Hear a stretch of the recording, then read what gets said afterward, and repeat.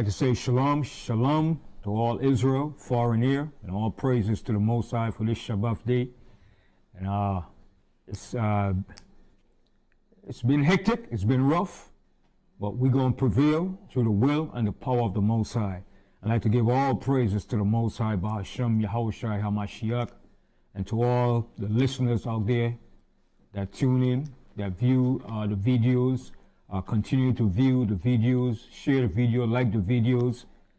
And I want to continue saying all praises and glory and dominion and majesty goes to the Most High for allowing us this day to bring forth His words, His truth, and to make us victorious, and to give us the spirit to bring forth His word and to exalt Him and glorify His mighty works and His words that He has left for us as witnesses. All right? We're the last witnesses that the Most High left. The first witnesses were the prophets, the disciples, and the apostles. And they left the records for us to carry on this torch. And that's our final mission, to be witnesses to the Most High, the children of Israel. So I'd like to, today my topic of my class is going to be about the crucifixion. All right? It's called Mashayach Yahushai, our crucified, executed King. All right? Because there's a lot of doctrines, heresies, false teachings, deliberate lies, conspiracies that Yahushai was not crucified. And this is the job of our enemies, and some of the enemies of some of our people too, that are regurgitating the same lie because of their hatred towards the Most High and not knowing the truth of the Most High or understanding the plans of the Most High. That's why the Most High said, if they had stood in my counsel, they would have understood. But the Most High left these records here for us and the scriptures as a witness to everybody in the final account of the last days that we're living here on earth. And the Most High words, His prophecies is going to stand. Regardless to who dislikes it, try to cover it up, lie about it, suppress it, it's going to be exalted and promoted. So let me start off by reading what is crucifixion. All right? Because crucifixion was a known thing throughout the Roman Empire. Crucifixion was one of the modes of capital punishment by the Roman Empire. Okay? That and beheading. But crucifixion was the main thing. When you read the annals of the history of the Roman Empire, when they came into Jerusalem, they deforested Jerusalem and all that era of all the trees. And those trees were, 1, used for crucifixions, 2, to make bulwarks and different supply routes and chains for the Roman Empire. So they deforested Jerusalem and all that era of Lebanon. Okay? They cut down so much trees in the land. All right? The land became a desolate land. But I'm going to read to you about the crucifixion. And I'm going to go into this slowly and breaking down and teaching it. I don't want to rush it. I don't want to get hyped up, because I get real excited when it comes to the Most High word. So I'm going to try to be calm as possible. I'm going to try to leave out my feelings and emotions about certain people. All right? I'm going to just let the words of the Most High and the truth proceed from my lips. All right? Because one thing I hate is people that promote hate against the Most High word and His truth. I become so vicious. But the Most High said, have patience. Okay? So I want to read this here. A lot of what I'm going to read is come from the history of the Romans and other sources and references. All right? The crucifixion. The meaning of crucifixion is a method of capital punishment in which the condemned is tied or nailed to a large wooden cross, a beam, or a stake, and left to hang until eventual death. Now, You will read in the scripture, it says that Peter said, and he was hung on a tree. Okay? Don't get caught up with the words and the technicality of those things. First of all, where does the beam, where does the cross, where does the stake and all these things come from? It comes from a tree. Anything that's suspended above the ground where you're hanging is considered a tree, whether it was a stake or a beam or a cross. Now, also too, some people might say it's a tree, but remember, Yahweh showed you, he told the disciples, look, feel me, touch me, for spirit have not flesh and bone. He said, look at my hands and my feet that was pierced. Remember, doubting Thomas said, I won't believe until I see the piercing of his hands and his side. So, if he was hanging on a tree, you couldn't have pierced him and do all those things. Remember, the mode of the Roman Empire was to put you up on a stake, a beam, or a cross. Remember, Pontius Pilate wrote on the cross, Hail, King of the Jews. Okay? In the subscription, he wrote it in Hebrew, Latin, and Greek. You can't write that on a tree. Okay? So you don't get caught with the semantics. All that represents the tree. That's the tree that he was hanging on. Because it came, the cross, the wood, the beam came from a tree. Okay? People get caught up with it. But when you study and you analyze how the Roman Empire killed and executed people, you will see that it was on a stake or a cross. Because you had to be elevated. Your arms and hands had to be elevated and tied up. Then it had to be pierced through with a nail. Then your feet had to be driven through with a nail. With a long nail, a stake. Okay? Then you were propped up on a little stool. And then your weight was on your arms. And then when you get tired, you'll start to droop down. And then that will eventually pierce your lungs and cause you to be what you call asphyxiation. Okay? What the Romans did was a cruel and vicious way of executing Israelites, mainly for sedition and revolting against the Roman Republic. They considered it as treason.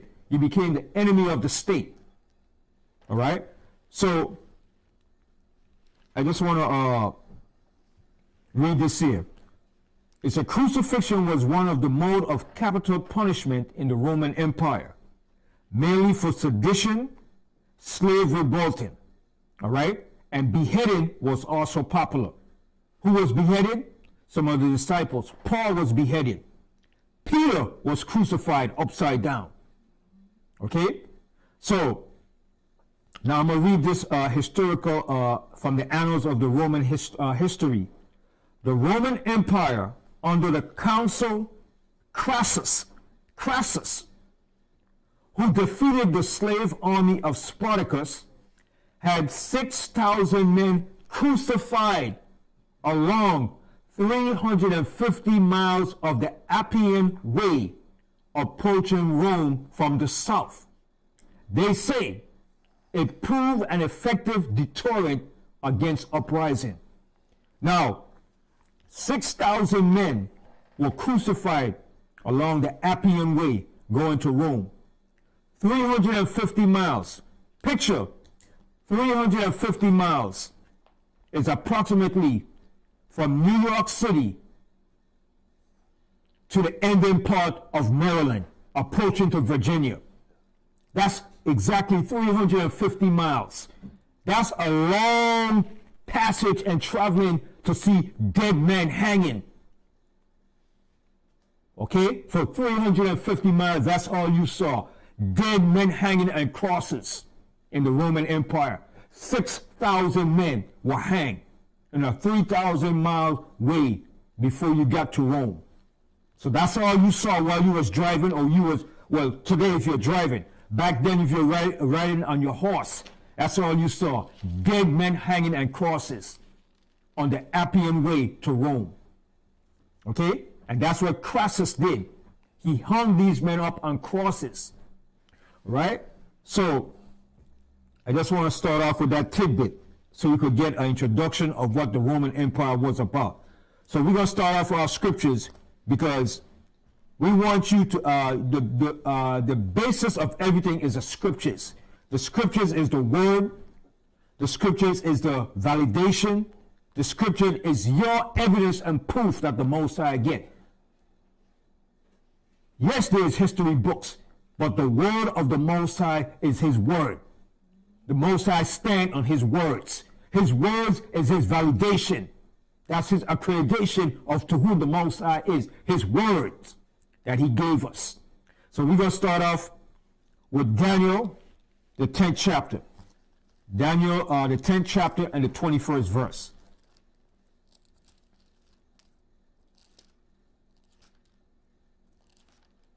And you can read, yes, go ahead. But I will show thee that which is noted in the scripture of truth. See what Daniel said? And I will show thee, right? I will show thee that which is noted in the scripture of truth.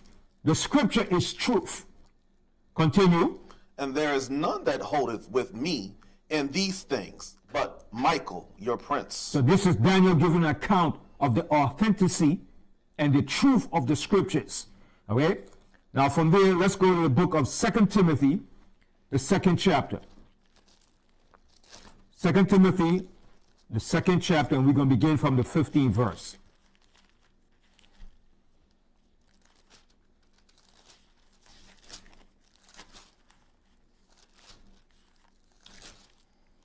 All right, when you have it, you can read from me, Michael. The book of 2 Timothy, the 2nd chapter, and the 15th verse.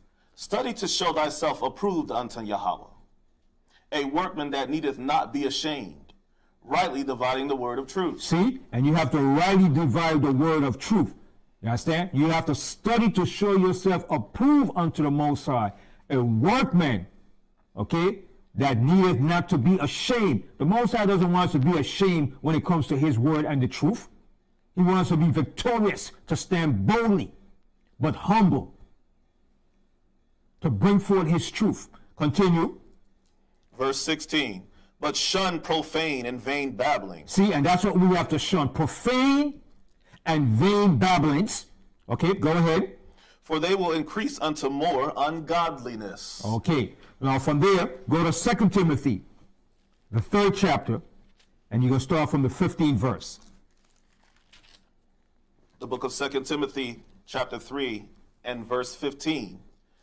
And that from a child thou hast known the Holy Scriptures. See, so Timothy, from a child, he knew the Holy Scriptures.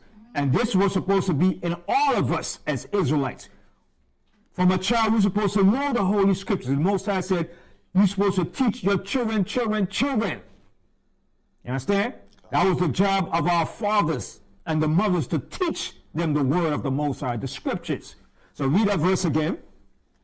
And that from a child thou hast known the Holy Scriptures. The Holy Scriptures, go ahead. Which are able to make thee wise unto salvation through faith which is in Yahushua. See, which is able to make us wise unto salvation through the faith which is in Mashayach Yahushua. That's what's going to make us wise and give us salvation, through Yahushua HaMashiach. Continue. Verse 16. All scripture is given by inspiration of Yahweh. See, all scripture is given by the inspiration of the Most High Yahweh. Continue. And is profitable for doctrine. It is profitable for doctrine. For go ahead. reproof. For reproof. Go ahead. For correction. For correction. Go ahead. For instruction in righteousness. See, for instruction in righteousness. Continue. Verse 17. That the man of Yahweh may be perfect, thoroughly furnished unto all good works. See that? That the man of the Most High may be perfect, thoroughly furnished unto all good works. And the good works is bringing forth the words of the Most High and his truth. Okay? Now from there, let's go to the book of Luke 21. I want to show you something here in the book of Luke 21, why this was done. Luke 21, and we're going to start from the 25th verse. The book of Luke, chapter 21, and verse 21. Start from 25. Yeah. Verse 25. Yeah, Luke 21:25. Book of Luke, chapter 21, verse 25. And there shall be signs in the sun, and in the moon, and in the stars, and upon the earth distress of nations. And that's what we're seeing now. Distress of nations in the earth. So Yahushua prophesied these things, and that's what's happening now. Okay? You see distress with the nations, uprising, martial law, wars. Okay? You got a malefactor in office. Okay? A villain, a convict. Okay? That's in office. That's a tyrant. That's bringing forth his tyrannical decree, which was all prophesied supposed to happen. Okay? So you see distress of the nations. People are worried now. Things are not the way it used to be no more. Things are going to change come January 20. Okay? Now you see how Trump is telling Canada, we will put a 20% tariff on you. And what did the leader of Canada say? He said, you do that, and we will cut off all of the energy to Michigan, Wisconsin, and upstate New York. And that's not an idle trick. Because the Most High said all the nations eventually is going to turn against this whore. Okay? And you see what it's building up to. Okay? So it's coming. So these are the things that Yahushua said is going to be upon the earth, distress of nations. The nations in the earth are being distressed. Continue. With perplexity. With perplexity. Problems that cannot be solved. Continue. The sea and the waves roaring. The sea and the waves roaring, meaning what? Hurricanes. Storms. Okay? Continue. Verse 26. Men's hearts failing for them. Men's hearts failing them for fear. And men's heart is going to fail them for fear. Heart attacks. Okay? When And they see for- what's coming upon the earth. Go ahead. And for looking after those things which are coming on the earth. Right. And the things that are coming upon this earth. Continue. For the powers of heaven shall be shaken. The powers of heaven shall be shaken. The rulers, the elites, the oligarchy, the top ruling power structure of this earth. Okay? They're going to be shaken of the things that's coming upon this earth. Right now, they're terrified what they're seeing over New Jersey. Now they're trying to say it's Iran that has a mothership that's bringing in what they call these drones. Okay? They're terrified by these things. So one of the Pentagon came up and said, no, it's not Iran. Okay? But the Most High is going to show you. Okay? And he's going to bring out all these things against your system. Continue. Sorry. 27. Hold on, I'm sorry. 21. Luke 21, 27. Mm-hmm. My apologies. Yeah, take your time, don't worry. Verse 27. And then shall they see the Son of Man coming in a cloud with power and great authority. And that's when he's making his second return. And that cloud represents the chariots, the angelic vehicles of the Most High that he's going to send with Yahushua and the angels. Continue. Verse 28. And when these things begin to come to pass, then look up. And Yahushua said, when you see these things happening in the earth, he said, look up. Don't be all scared and, why is this happening? This is part of the Most High's program to bring in your redemption, your salvation, your kingdom, to get you out of this hell and slavery that we're in as a people. Continue. Then look up and lift up your heads. And lift up your heads, man. Go ahead. For your redemption draweth nigh. For your redemption draweth nigh. Your salvation is near. Continue. Verse 29. And he spake to them a parable. Behold, the fig tree and all the trees. Now this, when he's talking about the fig tree, this fig tree represents the nation of the children of Israel. We're that fig tree. But he's using that in a parable. Because when a fig tree blossoms, it blossoms in abundance. It puts out so much figs. Then it starts to drop on the ground. Okay? And figs are very nutritious too. Very important, essential vitamin and nutritious element for the body. Okay? But that fig represents the nation of the children of Israel. We're starting to wake up and to bud. Okay? Continue. Verse 30. When they now shoot forth, ye see and know of your own selves that summer is now nigh at hand. Mm-hmm. And summer what?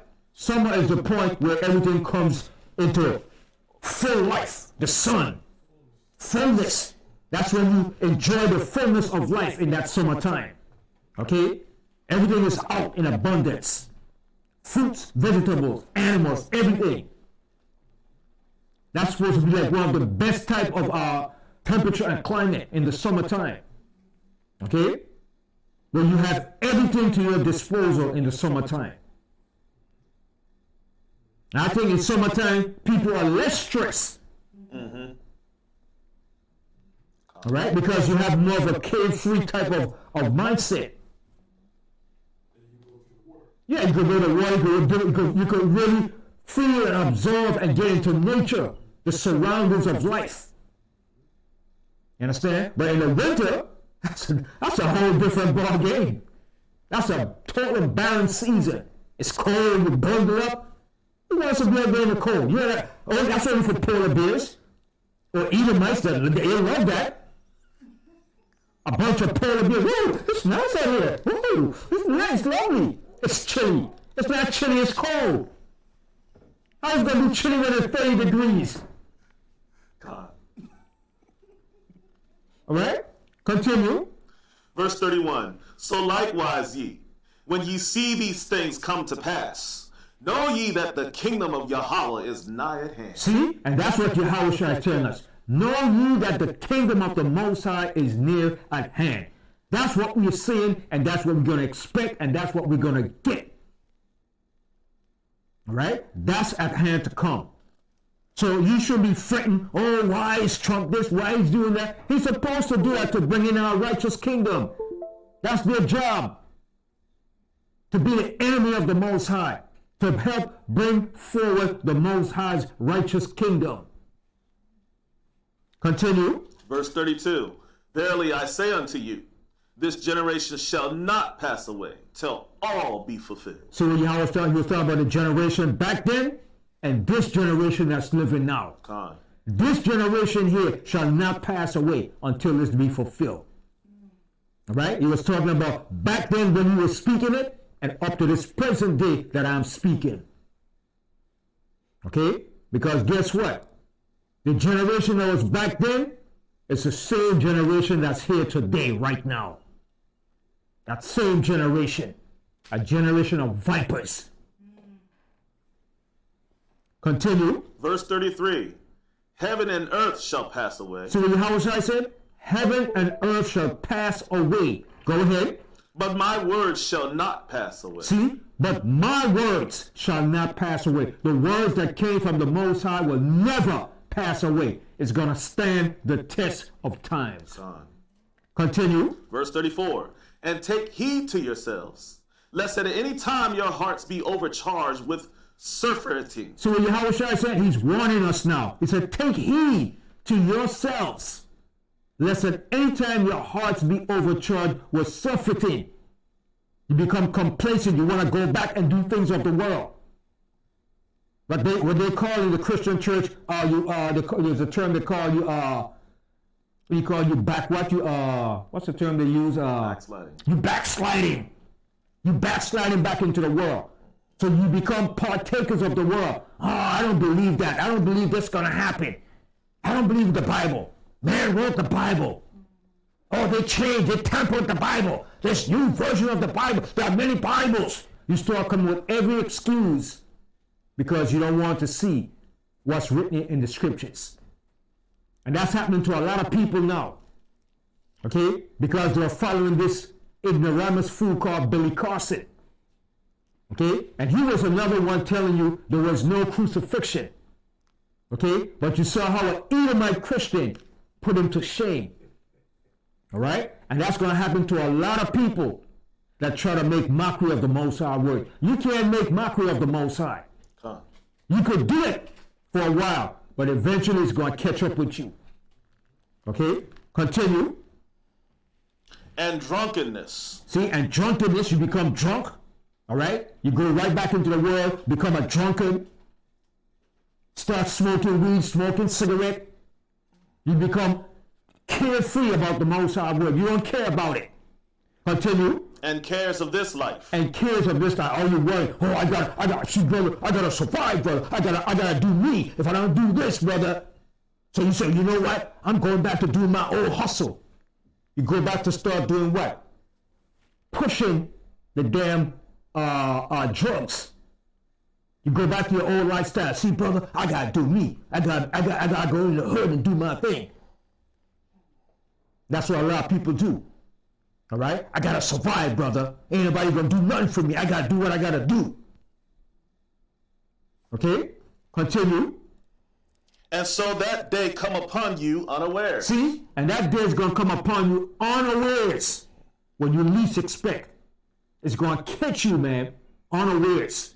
So once you come into the knowledge of this truth and you have obtained it, strive to continue and obtain this thing. Never leave this, man. Never give it up. Because you have signed your death warrant. This is like the Costa Nostra. Once you're in, you can't leave. And once you leave, you have a price to pay. All right? Continue. May I give you a precept, Elder? Yes, sir. Khan. The book of Romans, chapter 12. Yes, Khan. And verse 2. And be not conformed to this world. And that's what a lot of people do. They try to be conformed to this world. Continue. But be ye transformed by the renewing of your mind. You have to be transformed by the renewing of your mind. Your mind has to be changed. Continue. That ye may prove what is that good and acceptable and perfect will of Yahweh. See, and that's what you have to do to prove what is that good and acceptable will of the Most High. All right? Continue. The book of Luke, chapter 21 and verse 35. For as a snare shall it come on all of them that dwell on the face of the whole earth. And this is going to come as a snare unto all the people that's on the face of the earth. But mainly to those that knew this and then went back into the world. Okay, continue. Verse 36. Watch ye therefore, and pray always. So Yahweh said, watch ye therefore, and pray always. Go ahead. That ye may be accounted worthy to escape all these things that shall come to pass, and to stand before the Son of Man. So Yahweh said, watch ye therefore, and pray always, that ye may be accounted worthy to escape all these things that shall come to pass. And all these things have to come to pass for the return of Yahushua and to establish the regathering and the kingdom of the children of Israel. All right? Now from there, go to Isaiah 34 and 16. Isaiah 34 and 16. The book of Isaiah, chapter 34 and verse 16. Seek ye out of the book of the Lord. See? And that's what we have to do as a people. We have to seek ye out of the book of the Most High. What's the book of the Most High? What they call today the Bible. But it was known as the scriptures. Okay? Why? Because all these scriptures were compiled together and put together in one Bible book form. Okay? Called Biblios. All the scriptures that was written by the prophets, the apostles, were put together in one thing called the Bible. Okay? But before, it was just scriptures written by the different prophets, the apostles, written on parchment or papyrus. Okay? Then eventually it was put together in a form called the Bible around the late 14th century, when the printing press was made. And then they came up and made the Bible and put all these written records and words in one book called a Bible. Okay? So the Most High says, seek ye out of the book of the Most High and do what? And read. And read. You have to read it. If you don't have understanding, or somebody's trying to persuade you or convince you that this didn't happen, read. Go and read it. Go and read the precepts. Read, because the Most High is going to show you in the scriptures. The Most High left everything here for us. Continue. No one of these shall fall. The Most High said, no one of these shall fail. Shall fail. No one of what? No one of his words, his prophecies is going to fail. Continue. None shall want her mate. None shall want her mate. No book out there, no other what you call religious documents could match the Bible. The Book of the Dead, okay, the Quran, okay, the Sanskrit, okay, none of these books could match the Bible. Okay, the Meta, none of this crap could match the Bible. The Book of the Dead. The Most High not the person of the dead. The Book of the Dead. That garbage. They can't match the Bible. And I'll be exalting this crap, the Book of the Dead. Okay? The Egyptian scrolls of the Meta. Yes, the Most High gave Egypt those things, but it's not of the written words of the Most High. They didn't put nothing there about the Most High and what he wants. What the pharaohs and the rulers did was give you their ideas, what they think. Because they were void and vain of the Most High. They didn't like the Most High. None of the nations cared about the Most High. But the Most High only gave that to his people, the children of Israel. Continue reading that, because I want to show you something else too. For my mouth it hath commanded. The Most High said his mouth has commanded it through his words. That's why the Most High said in the beginning was the Word. The Most High mouth commanded these things. Continue. And his spirit it hath gathered them. And the Most High Spirit have gathered all these things to bring them to come to pass. It is the Spirit of the Most High that's going to do these things. There's more to it? That was it, right? 7. Oh. Okay, that's it. Now from there, go to the book of Baruch in the Apocrypha. Baruch, the 3rd chapter. And this one I want to lay to on our people to make you understand and see that the Most High chose us as witnesses to declare his words. That's our job as a nation of people. We were the only people that was given the oracles of the Most High. Let me put this out there. That's the talent and the gift that the Most High gave to the children of Israel. Every nation and people has a talent. Okay? What were the children of Ham or Ham famous for? What was their given talent by the Most High? To be builders. Mm-hmm. To be builders. The Egyptians. Okay? The Canaanites. To be what? Servants. Servants, adventurers, and to discover places. That was the job of the Canaanites. They were what you call explorers. The Canaanites' job was to go out and to explore and find different areas of the earth. Okay? It was the Canaanites that came over here first to this part of the side of the world. Okay? And they left their records of things when they came over to this part of the world. There wasn't no Vikings. Okay? The Canaanites were the first expeditionists to come over here. It wasn't Columbus. It wasn't Vasco da Gama.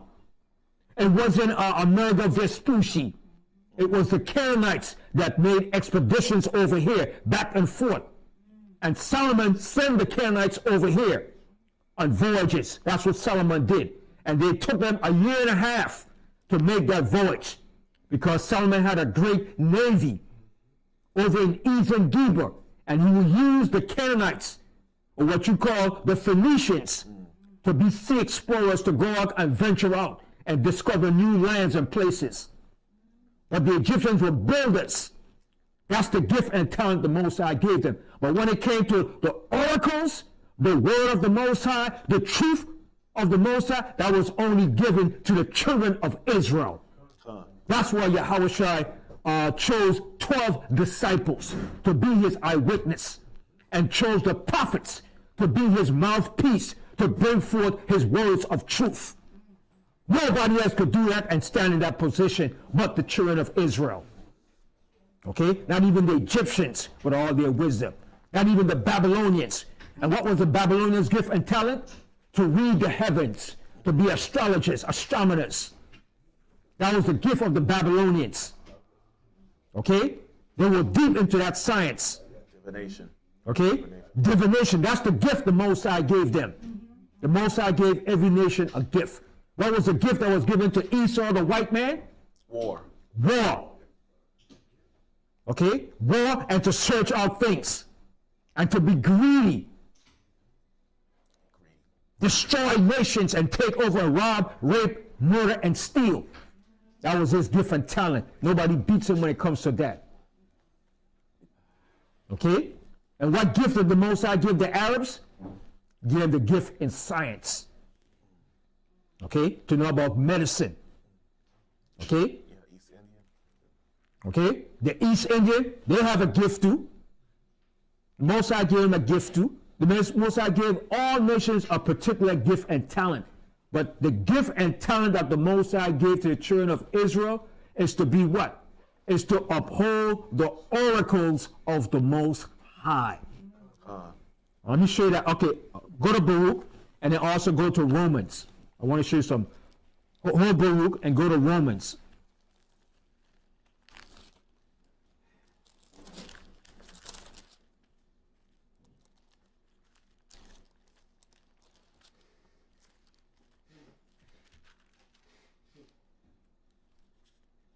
Okay, let's go to Romans, the 3rd chapter and the 1st verse. The book of Romans chapter 3 and verse 1. What advantage then hath the Jew? That's the question. Now, when you see that word Jew, don't get that confused and think it's talking about those guys with the black hats, the black coat, and the Barbie doll curls.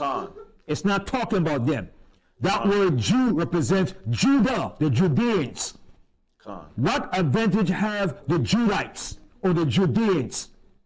Continue. Or what profit is there of circumcision? Or what profit is there of circumcision? Physical circumcision and spiritual circumcision.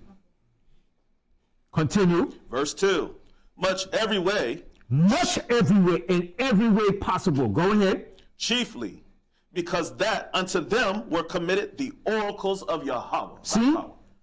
Chiefly because unto them were committed the oracles of the Most High Yahweh. What are the oracles? The words of the Most High. The service of the Most High. Continue. Verse 3. For what if some did not believe? So what if some people don't believe that? So what if some people don't believe? No, how could God just have one chosen people that he chose to represent? Yes. So what if you don't believe that he chose the children of Israel to represent him, to be the oracles of his truth? Read that verse again. Verse 3 from the top. For what if some did not believe? Shall their unbelief make the faith of Yahweh without effect? Shall your unbelief make the faith of the Most High without effect? Shall that change what the Most High already set down and put in written words and in stone? Continue. Verse 4. Yahweh forbid. The Most High Yahweh forbid. Go ahead.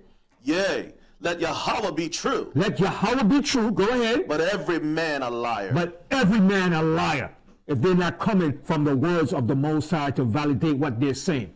Continue. As it is written, that thou mightest be justified in thy sayings, and mightest overcome when thou art judged. So you see that? Okay. Now from there also go to Romans, the 2nd chapter. I want to show you something right here.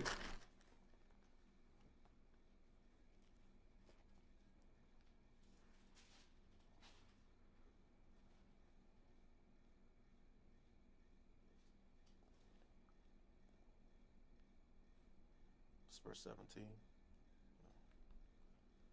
I want to show so, but Justified for being a. Right. Verse 17. Yes, I want to, but it says. Okay,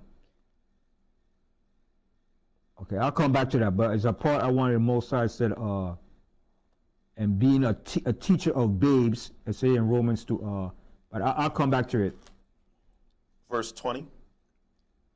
Right. Okay. Yeah. I tell you what. Start from 17 verse. Romans 2 and 17 for water. Behold, the book of Romans chapter 2 and verse 17. Behold, thou art called a Jew, and retest in the law, and makest thy boast of Yahweh. And that's what we do. We're supposed to make our boast of the Most High. because the Most High gave us those oracles. Continue. Verse 18, and knowest his will, And we know, we're supposed to know the Most High will. It was given to us. Go ahead. and approvest the things that are more excellent, being instructed out of the law. Being instructed out of the law. The law was only given to the children of Israel. God. It wasn't given to the whole world. Okay? Psalms 149, okay, and the 7th verse.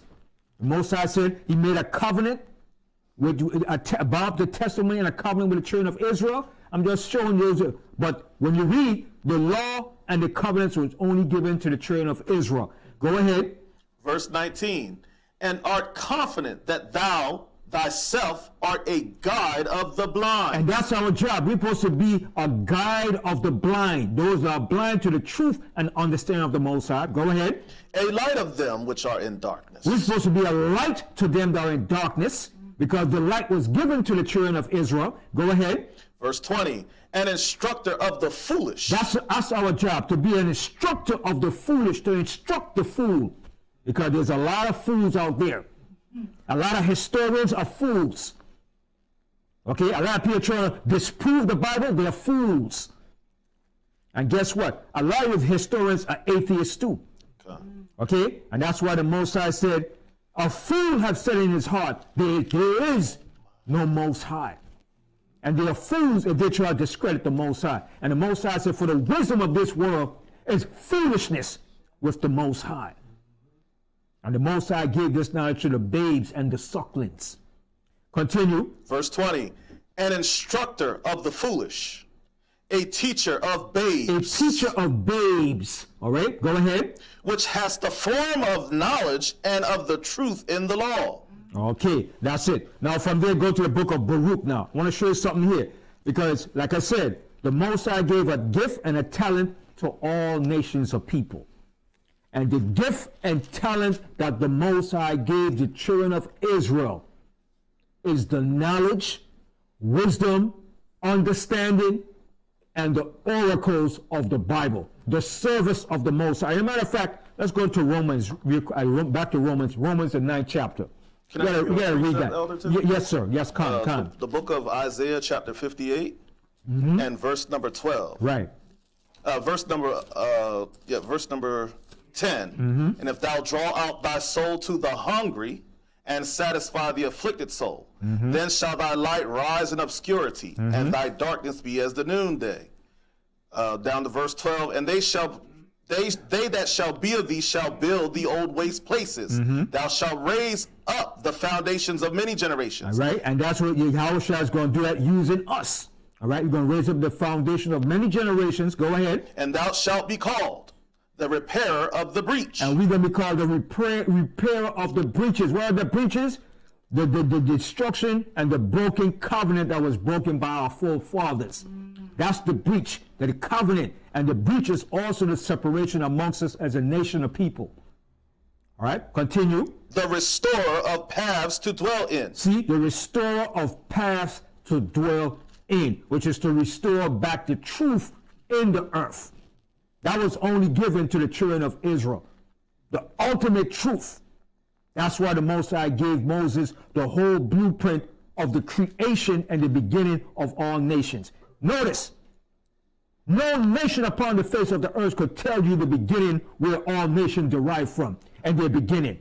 Not even the Egyptians. But the Most High gave it to Moses to declare where every nation of people derived and came from, and where their foundation started. The Most High declared that to Moses. That wasn't declared to all nations. All right? So go to Romans, the 9th chapter, and we're going to start here, the 4th verse. The book of Romans, chapter 9, verse 4. Who are Israelites? Yes, who are Israelites? We are the Israelites, and we're going to say it boldly and proudly. Khan. We are the Israelites. I don't care who doesn't believe it. The people that were scattered from the transatlantic slavery in the four corners of the earth are the children of Israel. And scattered into the four corners of the earth. We are the children of Israel. Not those things over there that's claimed to be Zionists or Orthodox. They will never be the children of Israel. And the whole earth is going to see that in a very, very near future. Continue. To whom pertaineth the adoption? To whom pertaineth the adoption? What is the adoption? That the Mashayach adopted us back to the Most High because we went away from the Most High.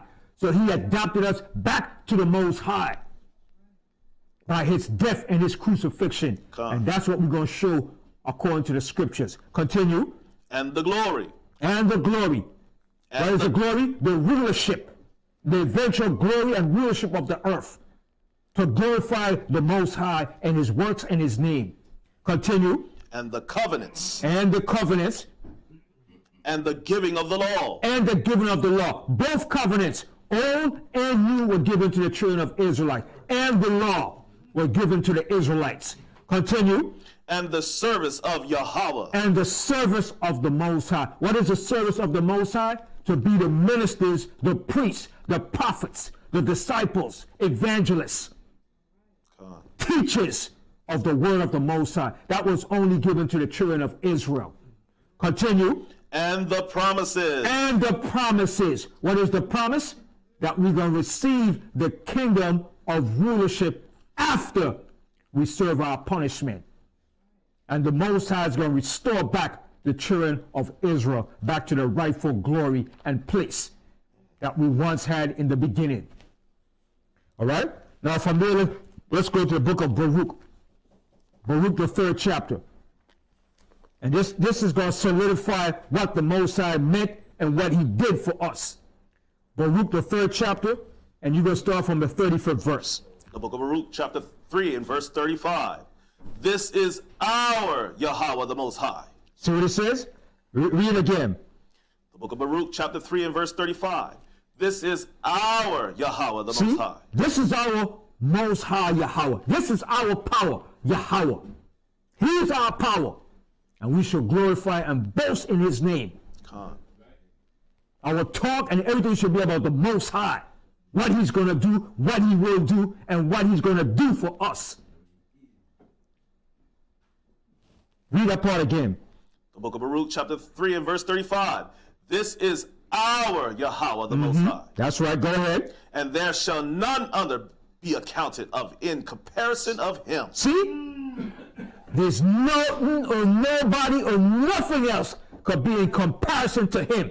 Ra, Patha, the gods of Egypt, the Merulletta, the Dead Sea Scrolls, Dagon, the Quran, and nothing could be in comparison of the Most High. Read that verse again.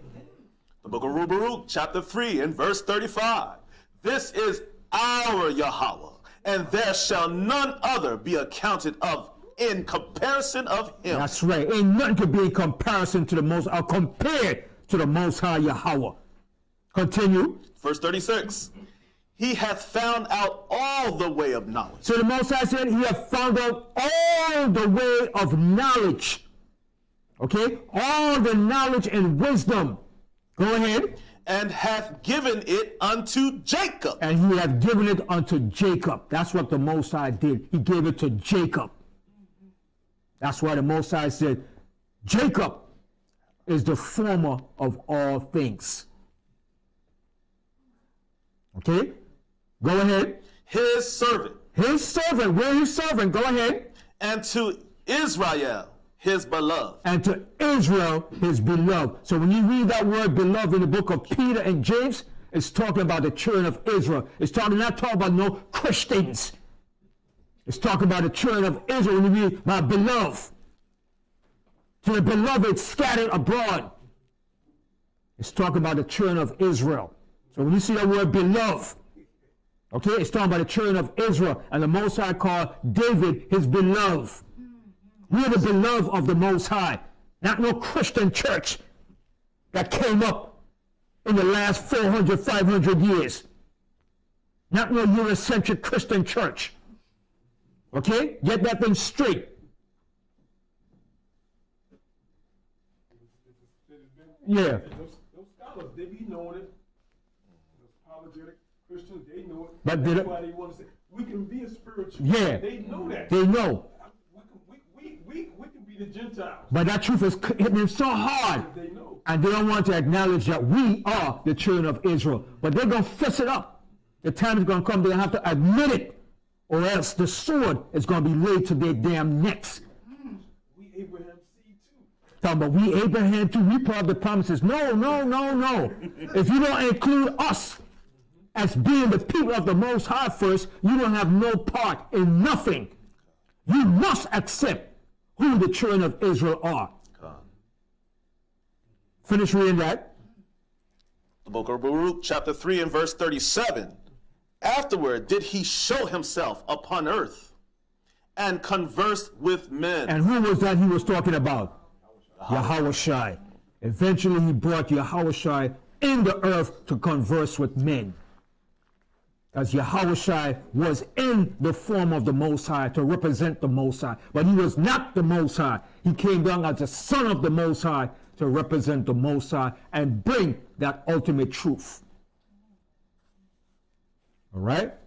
So now, let's go into our class now. About the crucifixion now. Let's go into it now. No, that wasn't the class. That was a tidbit. That was a tidbit. All right? Now let's go. We're going to show 9 scriptures in the Bible showing you Yahushua was crucified. All right? Let's go to Luke, the 23rd chapter. Luke, the 23rd chapter, and you're going to read the 33rd verse.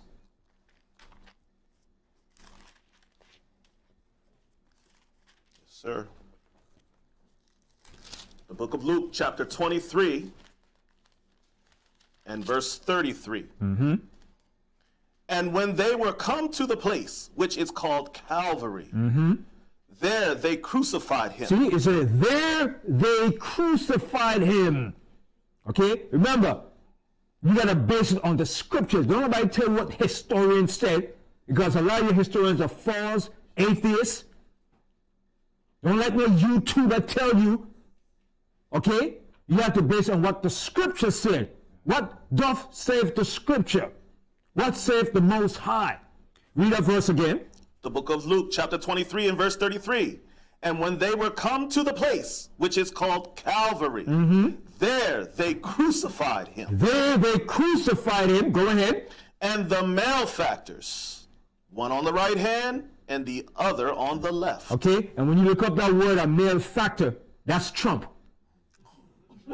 Okay? A malefactor is a villain, a convict, a criminal. Okay? That's a malefactor. Okay? That's the meaning of a malefactor. A crook, a criminal. All right? And you look it up, malefactor. It's a criminal, a lawbreaker, an offender, a villain, a felon, an evildoer, or a convict. And don't tell me that doesn't fit Trump. But that's what the Romans accuse us of being, malefactors, because they love to accuse you of being the guilty party. But they stand innocent, free from crime. Okay? Just like the one that shot that CEO of the healthcare. They were trying to say, oh, he was light-skinned, he was that. But they knew all along it was a white boy. Only white boy does things like that, methodically like that. He was laying in the cut. Then he put on the silencer and the gun. You know, it's hard to get a silencer. You can't get a silencer. You have to be connected to somebody in order to get a suppressor for a gun. Yes, Judah? Yes, even the mayor had said in his 30-something years of being a Police officer. the police thing, he never came across a silencer. Right. And it's hard for a regular Jake out there to get suppressor. You have to be underground and have people have connection to get those things. You cannot go in to no gun store and buy a suppressor like that. Oh, no. The only people who could get things like that is law enforcement, CIA, and people in that top rim. But for you, a regular low-level Jake, you can't go to no gun store and get a gun suppressor. Because once you get that, they know you're going to do assassination. Okay? Because when that suppressor is put in that gun, all you hear, you don't hear that loud crackling sound. And they know once you get that, you're going on a mission. All right? Yes. I remember when I was trying to say about his gun with the silencer. Now, you get 7 years for just a silencer. Yeah. That was back then. I don't know about now. So, and he was in the cut, laying wait for him. Okay? Now they try to make every excuse for him. But you know what? In a sense too, because a lot of these damn CEOs are corrupt and greedy. You understand? They're corrupt and they're greedy. And that's going to happen to a lot of these top elites. Yes. I wanted to say that on the word male factor, this system tries to make it seem like we, the true children of Israel, are the male factors when we are the benefactor of the covenant. Right. But the truth of the matter is that Amalek is the male factor. And the ruling elites are the male factor of this system. And like I said, Trump is a male factor. He's a convict, he's a felon. He's been convicted of 34 convictions. He broke the law. Okay? So he's a male factor. But he's still running, he's a president. He's still going to be elected, he's going to be, what's the term? Inaugurated as the president of these United States. Teflon Don. All right? That's the name I gave him, Teflon Don. And he is a Teflon Don. He's impervious to everything that they threw at him. He just like, push it off. All right? So the male factors were on the side with Yahushua when he was crucified. Okay? Now from there, let's go to Luke 24.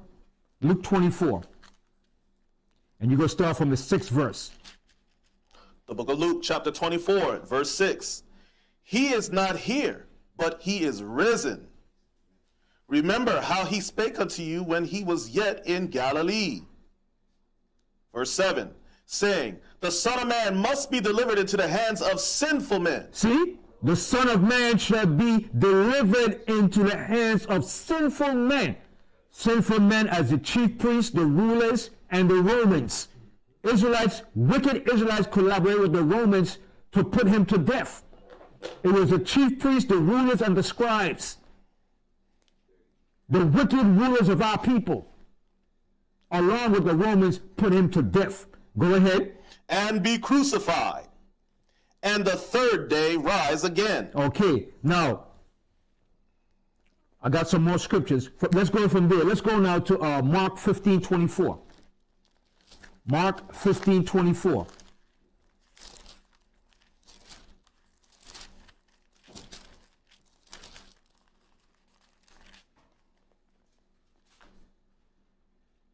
The book of Mark, chapter 15 and verse 24. And when they had crucified him. Go ahead. They parted his garments. Okay? That's prophesied in the Psalms that they was going to do that. They was going to part his garments. All right? David said, dogs have compassed me. The dogs were the Roman Empire. He said, dogs compass me about. Continue. Casting lots upon them. And they cast lots for his garments. Go ahead. What every man should take. Okay. Now from there, let's go to Matthew 27. Matthew 27 and 35. The book of Matthew, chapter 27 and verse 35. And they crucified him and parted his garments, casting lots, that it might be fulfilled which was spoken by the prophet. See, which was spoken by the prophets. The prophets spoke and prophesied these things. Go ahead. They parted my garments among them, and upon my vesture did they cast lots. Okay. The prophets prophesied that. So what is the cost of what is he talking about? See, because they're haters of the Most High, and their job is to have as much people, the children of Israel, be dissuaded, move away from the Most High, and trust in what he's promoting. That's one of Satan's clever devices, to have the children of the Most High be dissuaded and move against the Most High, to not trust and believe in the Most High, but to trust in men and their doctrines and philosophy. That's their ultimate objective. And a lot of people have fell for it. Even the so-called Jews, they don't. And well, he's another case by himself. That's his job. His job is supposed to be the devil. Okay? And show how wicked they are too. They're so wicked and evil in the Talmud, which is a wicked book. They call Yahushua a sorcerer, a blasphemer. But guess what? In all of that, they even admitted that Yahushua was crucified on the eve of the Passover. So out of their own evil mouth and what they had spoken against him, they still declared that he was crucified on the eve of the Passover. In the Talmud, it's known as the Sanhedrin 423. Okay?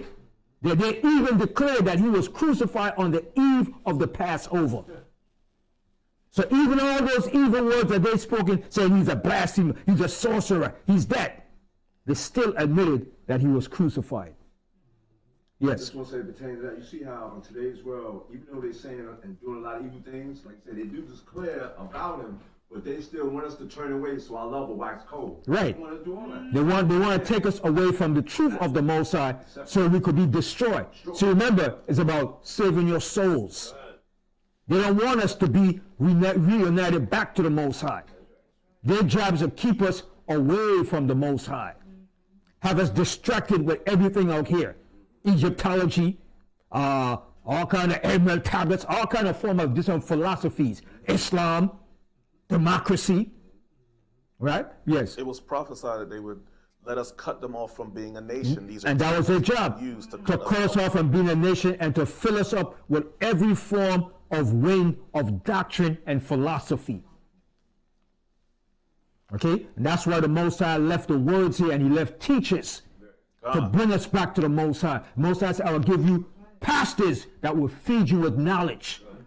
And that's why it's our job to stand 10 toes down on the Most High word. Don't compromise, don't sell out, and stand for the truth, even if you have to die for it. And defend the word of the Most High. Because there's a reward for us in the end. Okay? All the apostles going to receive a reward. They were the witnesses that stand firm to bring forth this truth.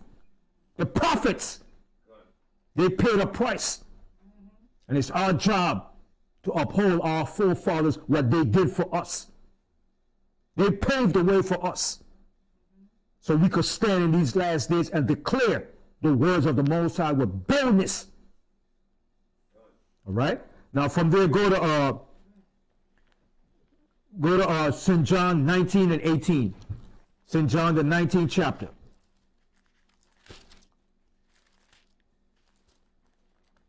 The book of St. John, chapter 19, and the 18th verse? Yes, 18th verse. The book of St. John, chapter 19, and verse 18. Actually, start from the 16th verse. Yes, sir. The book of St. John, chapter 19, and verse 16. Then delivered he him, therefore, unto them to be crucified. So it says, to be crucified. So what is Billy Carson talking about? What is Sarah Sutton City talking about? What is all these people talking about? They're not reading the scriptures. No, they read it, but their job is to keep you deceived. Go ahead, read on. And they took Yahushua and led him away. And they took him and led him away. Go ahead. Verse 17. And he, bearing his cross, went forth into a place called the place of a skull. And that's the place of skull. It's still there in Jerusalem today. Okay? And he said, bearing his cross, which is the tree. He took up the tree, which was in the form of a cross or a stake. Okay? He was carrying it. He was carrying his burden to be hung on. Go ahead.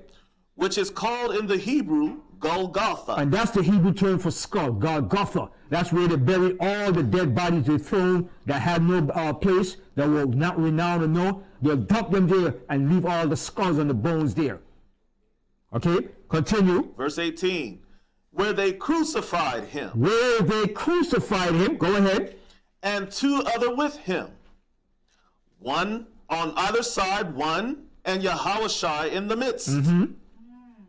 Verse 19. And Pilate wrote a title and put it on the cross. So you can't put that on the tree. You can't put that title on the tree. It has to be written on the cross that he was on. They engraved it. You had craftsmen that engraved that on the cross. So it says, and Pilate wrote a title, go ahead. And put it on the cross. And the writing was Yahushua of Nazareth. Yahushua of Nazareth, go ahead. The King of the Jews. The King of the Jews. That was written on the cross. And it was written in Greek, Latin, and in Hebrew. Okay? Now from there, go to Matthew's now. Matthew's the 20th chapter. And this is the ultimate saying that came out of Yahushua's mouth himself. Before he was put to death. He told this to his disciples. Matthew's the 20th chapter, and we're going to start from the 18th verse. Yahushua said this out of his own mouth to his disciples. The book of Matthew, chapter 20, and verse 18. Behold, we go up to Jerusalem, and the Son of Man shall be betrayed unto the chief priests and unto the scribes. So Yahushua said, he said, behold, we go up to Jerusalem. It was going up to Jerusalem. That's where they was going to crucify him. Okay? He said, behold, we go up to Jerusalem, and the Son of Man shall be betrayed unto the chief priests and unto the scribes. That's who betrayed him. That's who sold him out. The leaders of our people, wicked rulers, the chief priests, the scribes, and the rulers. Pharisees, Sadducees. All right? Go ahead. And they shall condemn him to death. And they shall do what? Condemn him to death. And they condemn him to death. Continue. Verse 19. And shall deliver him to the Gentiles to mock. See? And shall deliver him to the Gentiles. Who were the Gentiles? The Romans. The Roman Empire. This is Yahushua saying out of his own mouth before he was crucified to his disciples. Read the 17th verse so they could see who he was really talking to. The book of Matthew, chapter 20, verse 17. And Yahushua, going up to Jerusalem, took the 12 disciples apart in the way, and said unto them. Why? Because his 12 disciples was there to be eyewitness, verifiable account of what went down and to bring forth the records. Hold that and go to Acts 1 and 8. That's why Yahushua chose 12 disciples, also to represent the 12 tribes of Israel as witnesses of the Most High. That's why the Most High said, you are my witnesses. Acts 1 and 8. The book of Acts, chapter 1 and verse 8. But ye shall receive power after that the Holy Spirit is come upon you. So Yahushua said, you shall receive power. After that, the Holy Spirit is come upon you. Go ahead. And ye shall be witnesses unto me, both in Jerusalem, and in all Judea, and in Samaria, and unto the uttermost part of the earth. So Yahushua said, you're going to be witnesses to me in Jerusalem, Samaria, and unto all the utmost part of the earth, wherever we are this present day today. Okay? Hold that, go to Isaiah 43, then going back to Matthew's, Isaiah 43. Israel, the children of Israel, are the witnesses of the Most High. Nobody else. That's why the Most High had the Bible written, so it could be a witness and a record to us and to the whole world. Isaiah 43.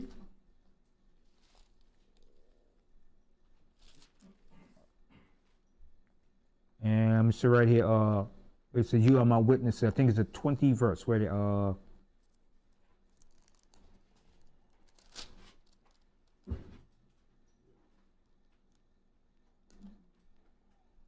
you are my witnesses. 1 second.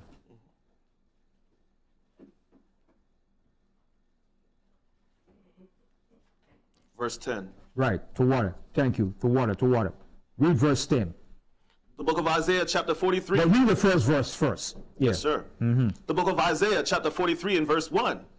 But now thus saith Yahweh thy power that created thee, O Yaakov, and he that formed thee, O Yasharel. See? Go ahead. Fear not, for I have redeemed thee. I have called thee by thy name. Thou art mine. See? Thou art mine. Now jump to the 10th verse. The book of Isaiah, chapter 43, and verse 10.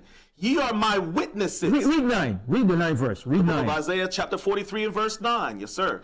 Yet let all the nations be gathered together. See, let all the nations, the Egyptologists, your Islam, the Islamic world, the Quran, Farrakhan, okay? Let all the nations with their religions and their doctrines and all their esoteric knowledge. Go ahead. Let all the nations be gathered together, and let the people be assembled. And let the people be assembled. Go ahead. Who among them can declare this? Who among them can declare this? Go ahead. And show us former things. And show us the former things. What nation can show us the former things?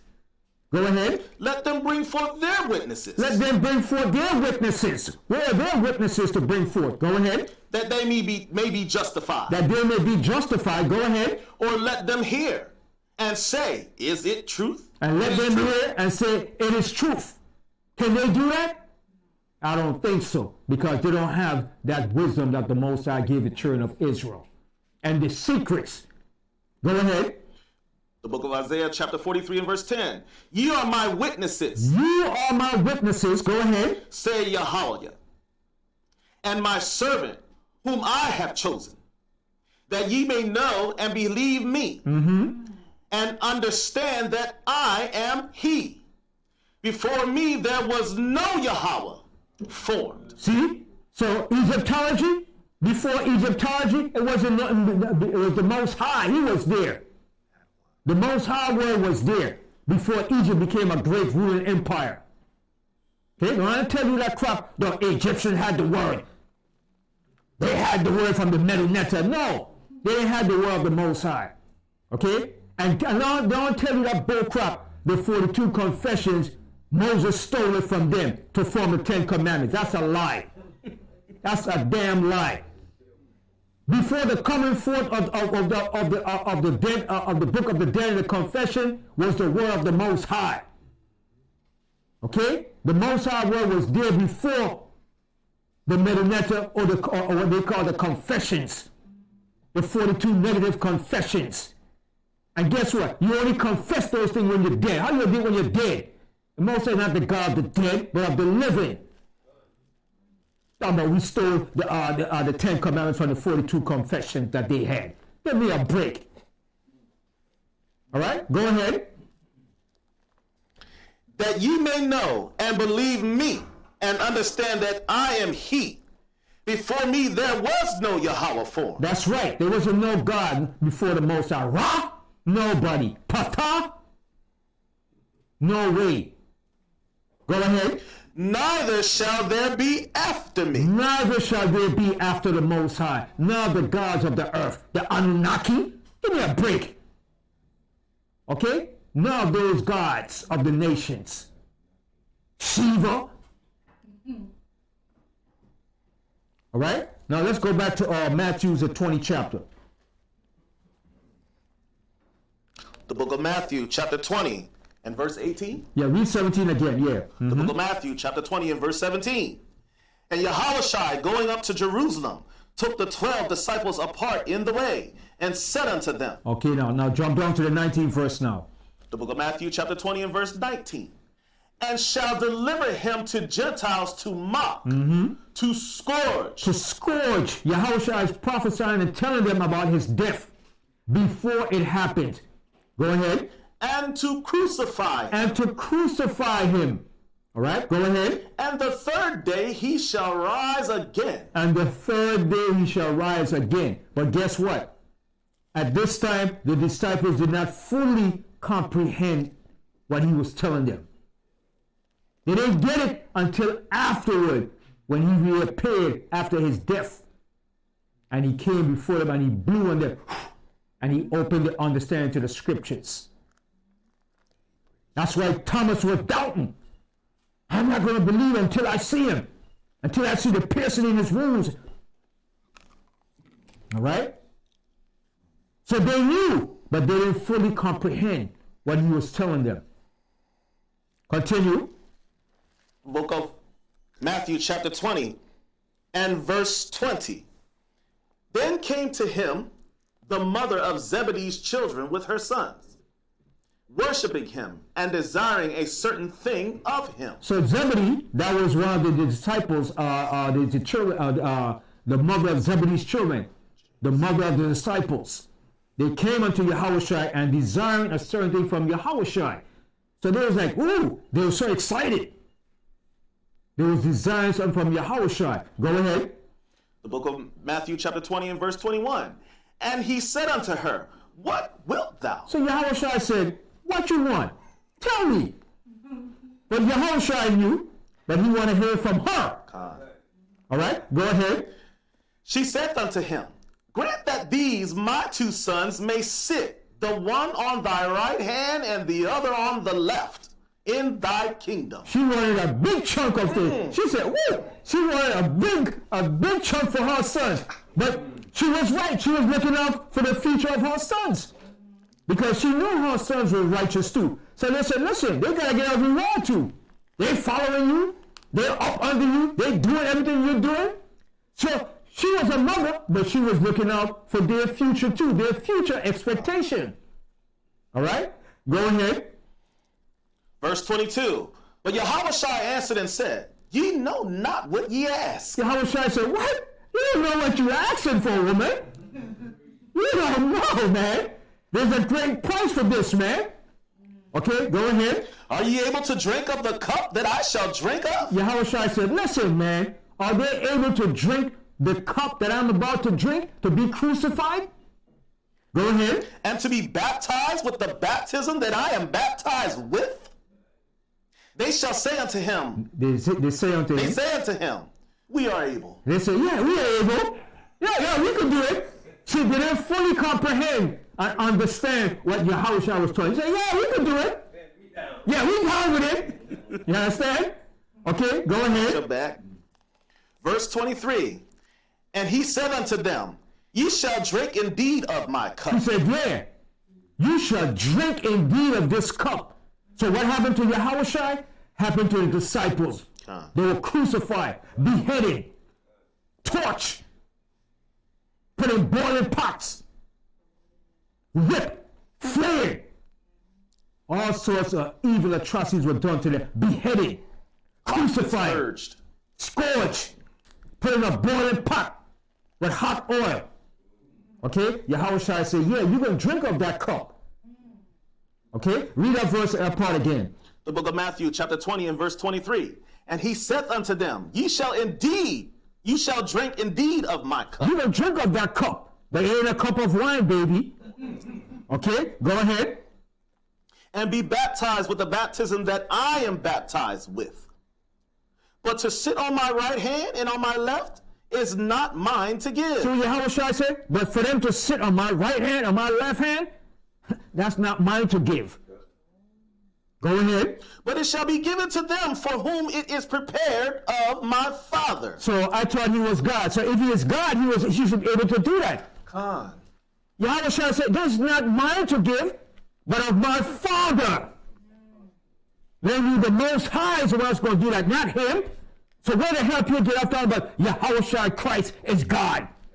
He is not the Most High. He is the Son of the Most High. He's letting you know, my Father is the one that's going to do that, not me. Yahushua said, I don't even know when I'm coming back. He said, only my Father in heaven knows.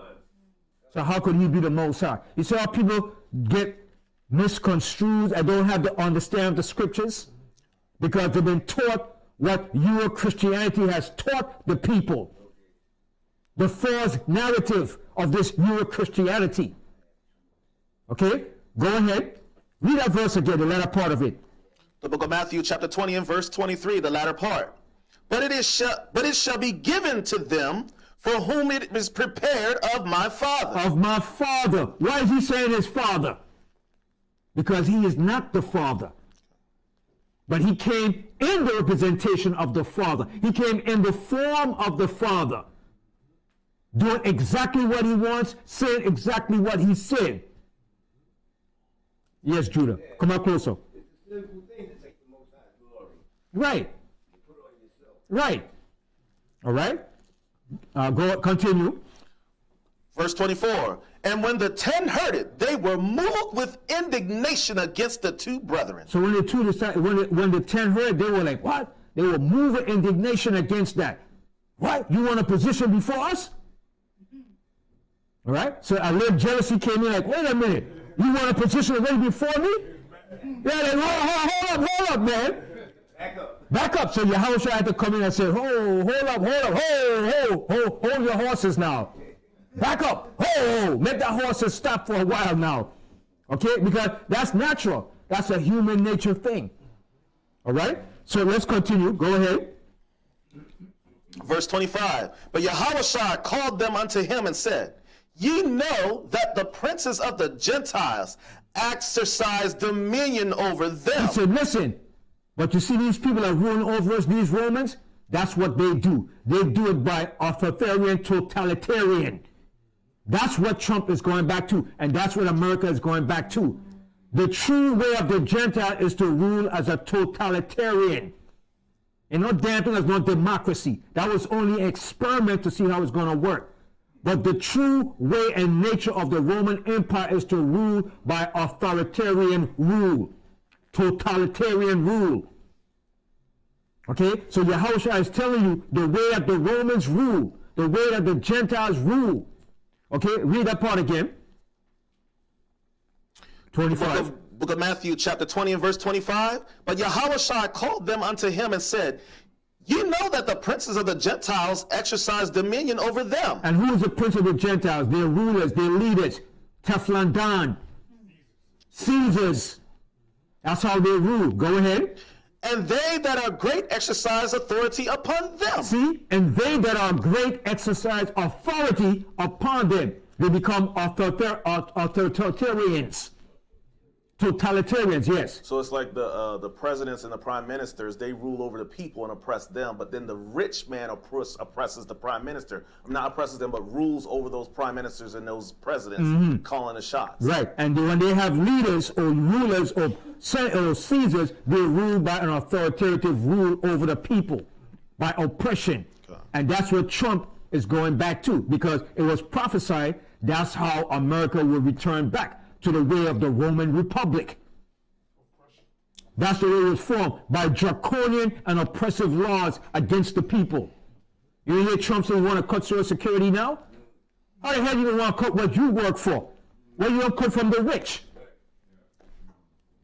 You understand? But this is all part of their plan. All right? It's going to take fruition, but it's not going to be totally come to pass.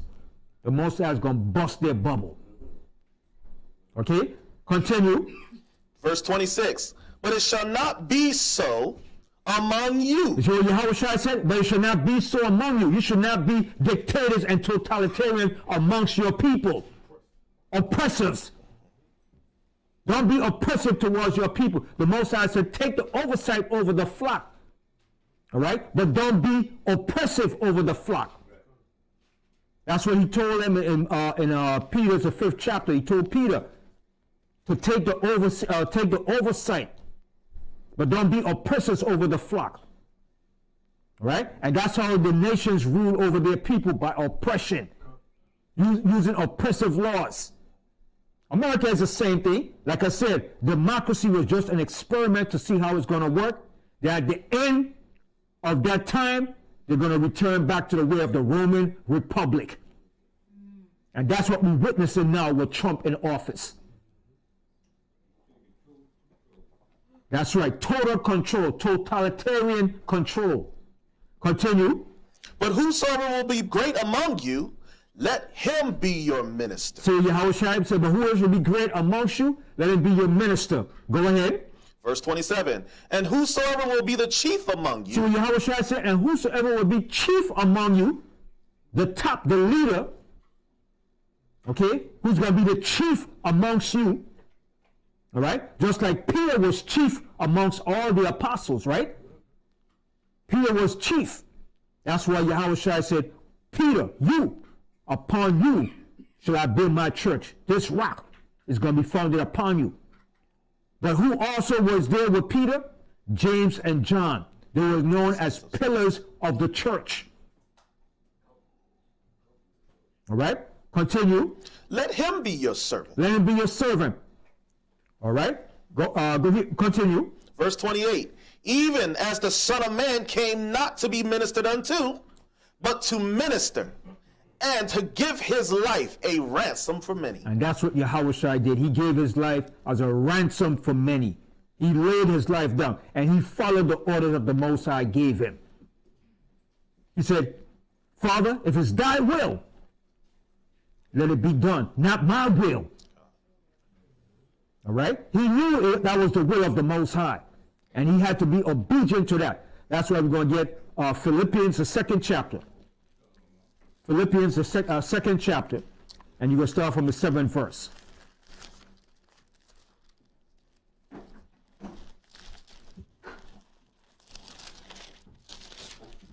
Philippians 2 and 7. The book of Philippians chapter 2, verse 7. But made himself of no reputation. See, Yahushua didn't make himself of no reputation. He didn't put himself out there. Yeah, I'm the king. Yeah, I'm the man. No. Oh, I'm the big man, man. I'm the man. He didn't have that ego. Yahushua was humble, meek. He didn't take no reputation. Oh, look. Yeah. I'm the man, man. Look at me, man. He didn't do that. Okay? Read that verse, that part again. Read that verse. The book of Philippians chapter 2 and verse 7. But made himself of no reputation, and took upon him the form of a servant. And he took upon him the form of a servant. That's what we are. He took the form of a servant. He was a king, but he didn't magnify and boast, I'm the king. Nah. Go ahead. And was made in the likeness of men. And he was made in the likeness of men, just the same that we were made. All right, go ahead. Verse 8. And being found in fashion as a man. So Yahushua had that natural, how shall I say, fear and everything. That's why he said when he went to pray, he prayed fervently. And his sweats was dropping like blood because he had that same natural fear that any man would have. He didn't come as an angel. He came as a man, born as a man, suffering the same thing that we suffered. He could feel our infirmities, touch our infirmities, our afflictions. He put on that same nature. He cried. He wept. He was sorrowful. He got angry. Yeah, he got angry. Right? When he went into the temple and they were in there selling, he got angry. He was doing some jiu-jitsu and he was doing every form of martial arts, and them Negroes and they up in there, boy. What the hell were the Negroes doing? He took that whip and started whooping there behind, boy. Okay? You want to see a real martial artist? Yahushua went to that mode in that day, man. They said he was kicking over the tables, man. Tossing Negroes up in there. What the hell you doing up in here? Making my father's house a den of thieves. All right? So read that verse again. The book of Philippians chapter 2 and verse 7? 8, yeah. Verse 8. Mm-hmm. And being found in fashion as a man, he humbled himself. He humbled himself before Pilate and before these crooks, these criminals. But then he told them, he said, listen, you don't have no power over me. He said, if I want, I could call legions of angels. And when Pilate heard that, he said, oh my goodness, you got to go now, buddy. Like, what? This guy doesn't fear me. I said, listen, you ain't got no power to kill me. He said, I'll lay on my life. He said, if I want, I could call 12 legions of angels. And he could have done it. But it would derail the prophecy of the Most High. He had to go through. He could have done it, but he would have been disobedient to the Most High. Continue reading on. And became obedient unto death. See, he became obedient unto death. He had to follow the Most High's instruction. He became obedient unto death. Go ahead. Even the death of the cross. Even the death of the cross. He had to go up on that cross. That's why when he went to pray in the Garden of Gethsemane, it said he prayed so much that his sweat was like blood. And he came back and saw the disciples sleeping. He said, damn, you are sleeping again? And he went back and prayed again the third time. And he said, okay, let's go. My time is here now. Why was he praying so much? Because he knew this was going to happen to him. That natural fear of that death. That was a vicious death, man. That wasn't an easy death, man. Because remember, he was up there for hours, suffering. Okay? He said from the 9th hour until the 3rd hour. From 9 o'clock in the morning to 3 o'clock in the afternoon, he was up there at that cross, suffering. That's almost 8 hours of torture and suffering. Okay? Yes. Can I get a precept to back you up what you just said about him praying? The book of Jude, chapter 20. But ye, beloved, building up yourselves on your most holy faith, praying in the Holy Spirit, keeping yourselves in the love of Yahweh, looking for the mercy of our Lord Yahweh unto eternal life. That's right. All right? And that's why he went to pray. And the disciples were sleeping. They're like, oh, they were tired. Because no, remember, he went to pray for a long, it wasn't just 5 minutes, man. He went to pray maybe for at least an hour, man, praying to the Most High to take that cup from him. Then when he came back, the disciples were all sleeping. And he was like, Peter, hey, could you just wait for me a little while? Peter was so tired. Remember, it was nighttime. They were rolling with Yahushua all day. They came back, you're still seeing Yahushua. Said, okay, wake up now. It's time. It's like when the angel, because the angels eventually came and ministered unto him. It's like when Jacob wrestled with the angel. Yahushua kept praying and praying. The angel came to straighten him back up again. Yeah, Judah. And them Romans were masters of crucifixion. Master of doing that thing, man. The cross was designed to keep his body Couch up for a little while. right. And then after a while, his weight was going to bring. Yeah, go ahead, because it will hold up your thigh for a little while. But eventually, by your hand being up there hanging down so much, the weight starts to bring you down. And then remember, your feet is pierced with a nail. So all that torture and suffering, man, these devils going to pay, man. Okay? All right? And also go to Revelation 1 and Revelation 1 and 7. Anybody know who was the Roman soldier that pierced his side? Anybody knows his name? It was a Roman soldier that pierced Yahushua's side with the spear, and it's called the Spear of Destiny. Okay, they have it in the Vatican City, and they still have it there. And it said, whoever gets that spear, you're in good luck with power. It's called the Spear of Destiny. The Roman soldier that pierced his side, his name is Longinus. Okay? That Roman bastard, he's going to be right here when Yahushua come back, and he's going to put him to sleep. Okay? Revelation 1 and 7. Yeah, Hitler was looking for it too. The book of Revelation, chapter 1. And verse 7. And verse 7. Behold, he cometh with clouds. See, that cloud represents the chariots. Okay? Those are just what you call hip talk, parable. Okay? Dark saints. But the clouds represents the chariots. All right? Go ahead. And every eye shall see him. And every eye is going to see him when he makes his second return. Okay? Go ahead. And they also which pierced him. See? And they also which pierced him. They that pierced him with that sword. And you know he rammed that sword up in Yahushua's side with a hatred. Okay? And they also that pierced him. Them Romans. Them dogs. Okay? Go ahead.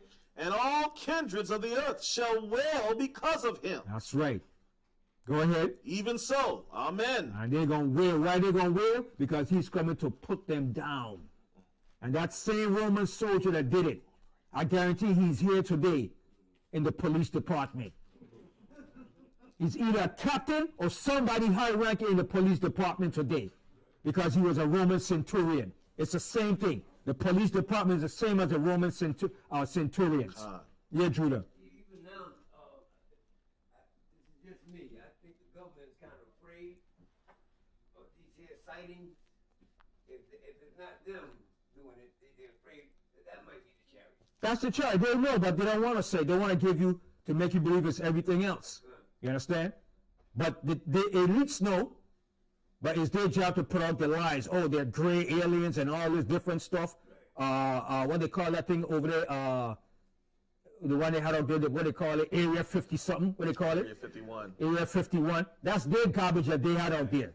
Okay? And some experiment they did went wrong. Okay? But I guarantee you that Roman Longinus, I'll spell his name for you. He's still around. He's here today, waiting to be put to death when Yahushua come back. Okay, I'll spell his name for you. I got it here. I had his name.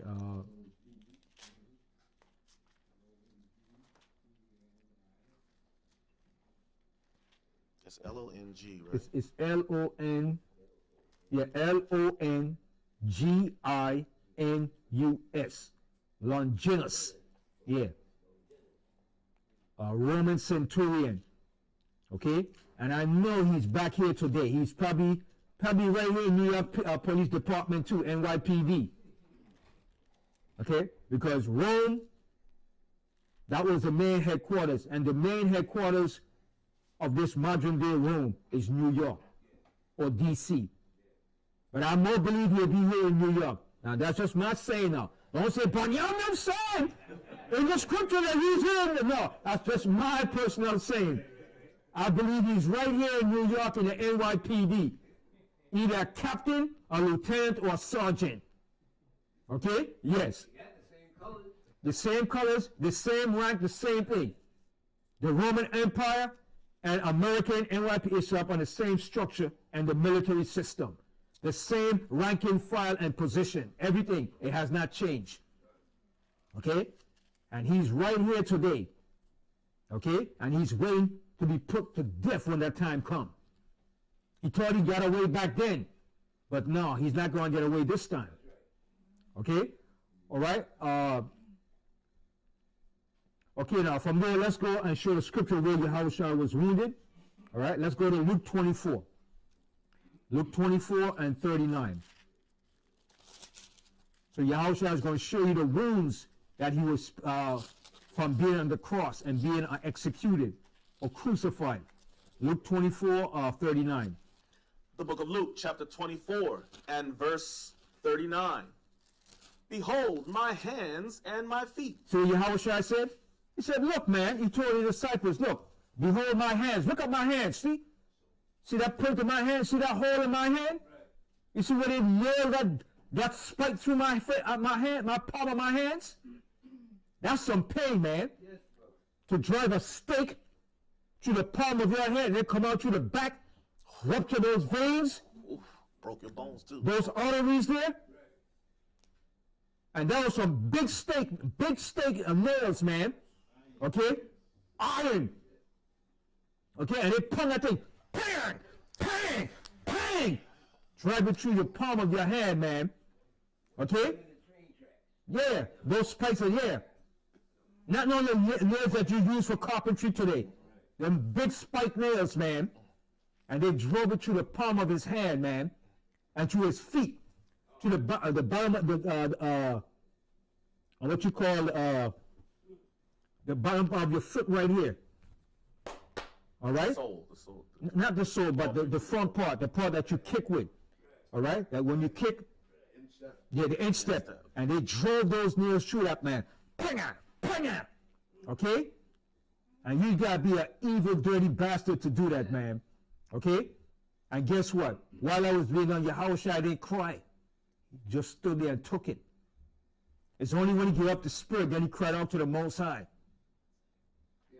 But while he was there, he took that torture, man. Okay? Okay? You can give him the satisfaction. The satisfaction, man. Yes. I was gonna say, remember now, when the first, as soon as they hit it, when we saw the movie Pastor, Yeah, your first impulse is to cry out of pain. When pain hits you, man, that's the first thing you do to react. You understand? But in the military, as sometimes as when you train in special forces, and they train you how to grit and take that pain in. All right? Because by you crying out, you might give yourself up to the enemy. The enemy might find you out. So you have to know to control and take that pain, suppress that pain. That's being a warrior too. You understand? And that pain is excruciating, man. You understand? Certain pain, man, you got to cry out, man. You understand? All right? So read that verse again. The book of Luke, chapter 24 and verse 39. Behold my hands and my feet, that it is I myself. How should I say, look, it's me. Ain't nobody else, it's me. That's why I came back to show you. Go ahead. Handle me. He said, handle me, go ahead. And see. For a spirit hath not flesh and bones, as ye see me have. Go ahead. Verse 40. And when he had spoken thus, Salakia, and when he had thus spoken, he showed them his hands and his feet. Verse 41. And while they yet believed not for joy and wondered, he said unto them, have ye here any meat? So he went back to his old way that he may going to catch them. Look, man, you ain't got no meat here, man. You ain't got no meat, man. I'm hungry. So Peter told him, oh, you, Christ is a vegetarian. No, he wasn't a vegetarian. He ate fish, some boiled fish. And we got people teaching doctrines out there that Christ was a vegetarian. No, he wasn't. So nobody try to condemn you in eating meat and eating fish is a sin. Because you got vegetarian teaching, oh, no, you're not supposed to eat fish or meat. Yeah, Yahushua, the Messiah, ate meat. He said, you got any meat here? He ate fish, boiled fish with honey. He was roasting the fish on the shore, grilling that fish. Okay? So I like my fish, I'm going to eat my fish. I'm going to eat my Escovitch fish. Okay? Don't tell me I can't eat no fish. You got to be a vegetarian. That's your doctrine. That's your doctrine you want to teach. If you want to teach, that's you. That's on you. But don't tell people you have to be a vegetarian. Forbidding to eat meat. Yeah, forbidden to eat meats. Okay? Yahushua ate it. If he ate it, I could eat it too. All right? Now from there, loose that. Go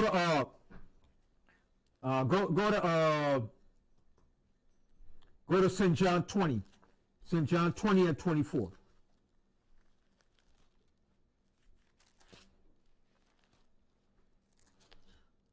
The book of St. John, chapter 20 and verse 24. But Thomas, one of the 12. See, now Thomas, one of the 12 disciples, that's where they got the term doubting Thomas. Are you a doubting Thomas? Because he doubted. All right, go ahead. Called Didymus. Was not with them when Yahushua came. So when Yahushua came, he was in the other disciples at that time. He probably was somewhere else doing something. So when they told him, he like, what? I don't believe that, man. You sure, man? Yo, stop jiving with me, man. You move this play too much, man. All right, go ahead. Verse 25. The other disciples therefore said unto him, we have seen the Mashayach. They said, we have seen the Mashayach. We have seen it, man. Go ahead.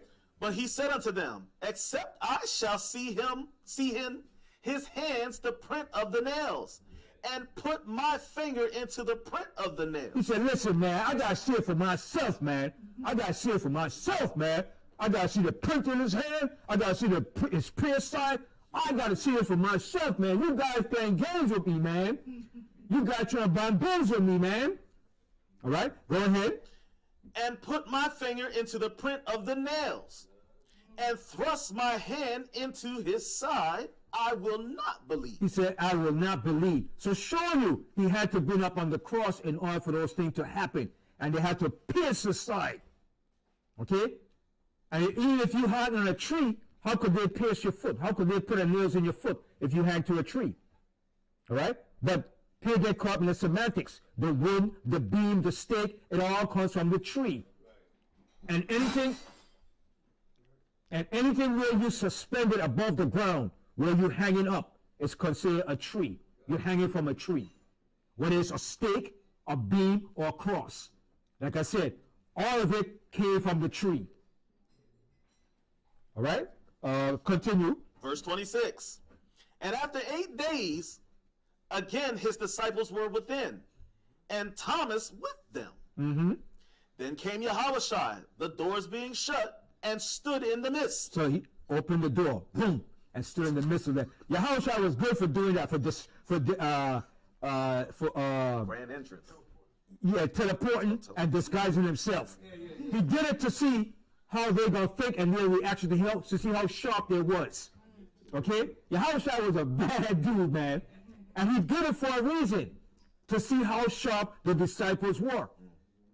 All right? He wanted to see if he could catch them off guard, because he told them what was going to happen before it happened. But he wanted to see if they remembered. He was triggering, he was trying to boost their memory. Can I jog your memory? That's what he was doing. Remember, Yahushua is a specialist, man. He's a tactician. He's the master. He's the true rabbi. All right? He's the man. He's the king. All right? Go ahead. And said, peace be unto you. He said, peace be unto you. Shalom alayka.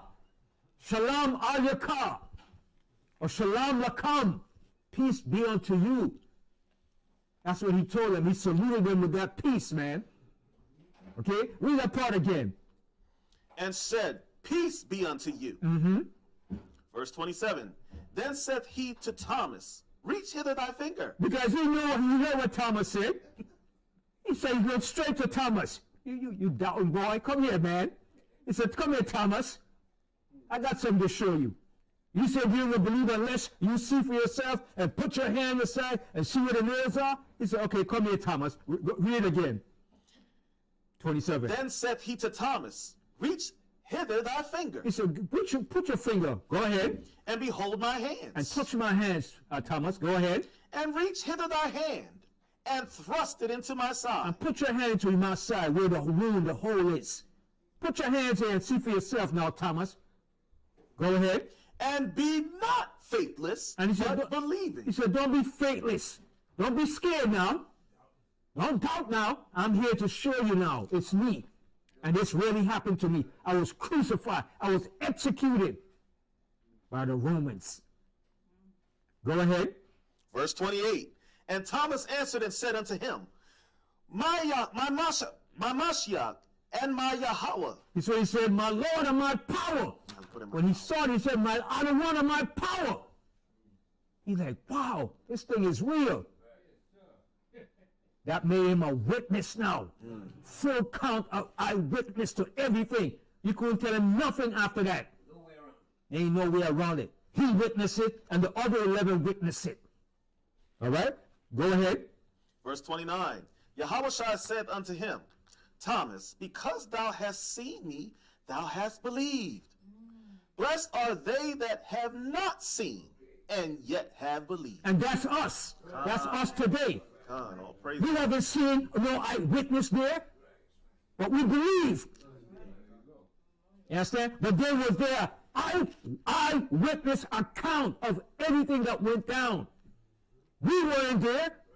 Yes, we were there in spirit. You understand? But we didn't see it. We weren't there like they were. But we here today and we believe it. And you know what? We not only believe, we know it. We know it. That's right, in our spirit. Yes. Saying, so say, remember how you said earlier when we read the scripture, you saying how when they was on earth, like you said, Thomas, that they have seen and believe. And remember how you said you want to see sharp and see if they was alert to something. Now on the earth, we can't afford to do that. We got to stay strong in this faith.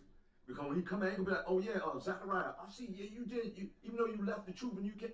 No, it ain't going to be none of that. Right. We have to, our faith has to be much more stronger than our forefathers. Yes, sir. Much more stronger. With conviction. Stand up for it boldly. Even if we have to die for it, stand for it. All right? Read that part again, the latter part. The book of St. John, chapter 20 and verse 29, the latter part. Blessed are they that have not seen. See? Blessed. Blessed are they that have not seen. All right? Go ahead. And yet have believed. And yet have believed. Go to Revelation 1 and 3. I'm coming back right here. Revelation 1 and 3.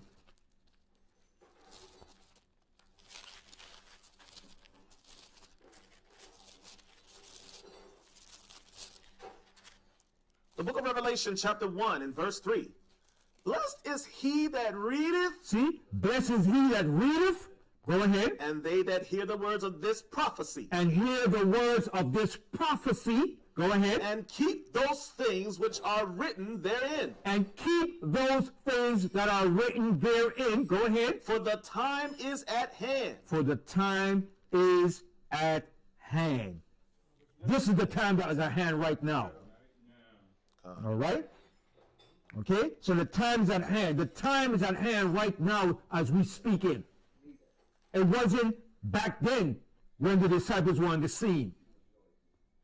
That was 2,000 years ago. All that had to be fulfilled up until the time that I'm speaking. Okay? So the time is at hand now. And that's why it said, blessed are they that have not seen but believe. That's the greater part of it, man. Okay? Go back to St. John and finish reading read 30. The book of St. John, chapter 20 and verse 30. And many other signs truly did Yahushua in the presence of his disciples, which are not written in this book. See? And he did many more things that are not even written in this book, that other people, eyewitness people, saw and wrote about. But the disciples were the main eyewitness to the accounts that happened. Okay? Even the Romans were witness of certain things, and they wrote certain records of him. Okay? Go ahead. Verse 31. But these are written that ye might believe that Yahushua is the Mashayach. See? That Yahushua is the Hamashiach. He is the Mashayach. Go ahead. The Son of Yahweh. The Son of the Most High Yahweh. Not God, but he is the Son of the Most High Yahweh. Okay? Go ahead. And that believing ye might have life through his name. And that's the only way you could have life, through Yahushua's name. That's the only way. No other means. You will have no life in no damn Dead Sea. Not Dead Sea, but the Book of the Dead, Egyptology, the Quran. None of those other doctrines are you going to have life in them. The Book of the Dead. Give me a break with that crap. Okay? Dead Sea Scrolls. Now the Dead Sea Scroll belongs to us because it was found near the Dead Sea, where it was hid by the prophets. Okay? And then a lot of people might tell you, but why is there no records of the Israelites? Remember, a lot of our records were destroyed. And what the prophets and everybody did was rewrote from the Spirit of the Most High. The Most High imparted that Spirit into them, gave the inspiration to continue right now the records. Okay? A lot of the copies were destroyed and burned up by the Romans.